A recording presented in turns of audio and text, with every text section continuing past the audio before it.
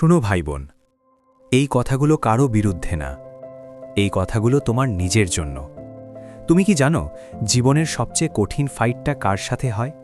কোনো মানুষের সাথে না, হয় নিজের ভয়ের সাথে, নিজের অলসতার সাথে, নিজের কাল থেকে শুরু করব ভাবনার সাথে।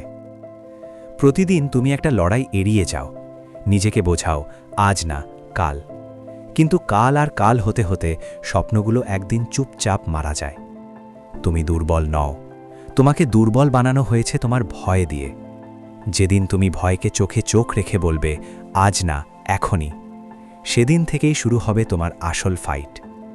মনে রেখো, ফাইট মানে ঘুষি মারা না, ফাইট মানে দাঁড়িয়ে থাকা যখন সবাই বসে পড়তে বলে।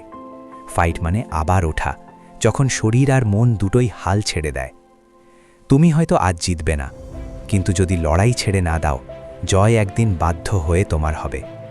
কারণ জীবন কাউকে দয়া করে না, কিন্তু যারা হাল ছাড়ে না, জীবন একদিন তাদের চিনে নেয়।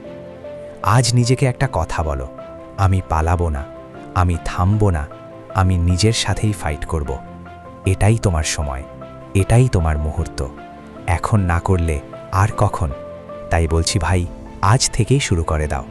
ধন্যবাদ সবাইকে, আশা করছি আবার পরবর্তী কোনো ভিডিওতে দেখা হবে। আল্লাহ হাফেজ।